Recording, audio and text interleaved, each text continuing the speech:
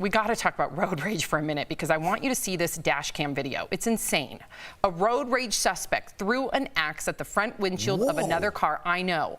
He then got back in his car. He sped off. This all happened near Seattle. Thankfully, no one was hurt, and that suspect has been caught. But again, there's an underlying theme here, right? From the first story. There's a lot of anger in this country. That looks like a scene, Erica, from a movie. Right. No, I said this probably 6 months ago. Like, people are so out of practice with interpersonal communication and how to just, I don't know, be a human in general. Like, first, I never honk my horn because I have seen the craziest things happen on streets from people honking horns. My husband, who's from Canada, is like, no, that's how the polite way to let people know that the light is green so we can all go. And I'm like, no, it's not. It's the way to cause attention to yourself for this deranged lunatic to get out of his car and then come charging at you. So I do not, I keep to myself. I mind my own business. Erica, because people are out there like that. I'm going to have to disagree with you on one point. Throwing an axe at somebody's, that's effective communication.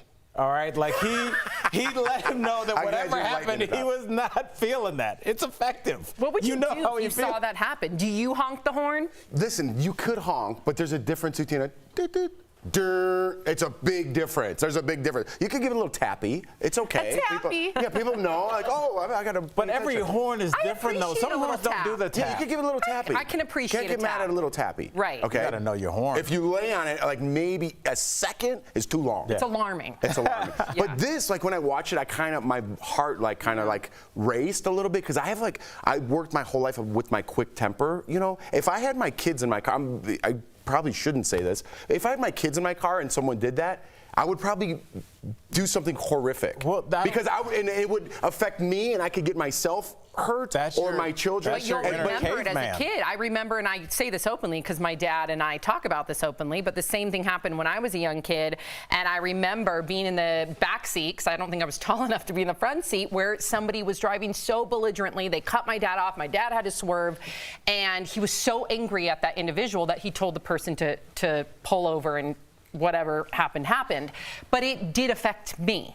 And I think you have to remember that even if you're trying to protect your kid will be in the back seat, like, horrified. But my thing is, I can't control, like, if someone did that and my kids were in the car, like right now my blood is racing, I'd be in jail. Yeah, I mean, and I'd be the one in jail because he threw an axe at my car. I can't respond to that Sam story. I was going to say my dad got in an argument with a Subway employee one time because they scraped, you know, the little scraper where they put the bread scrapings?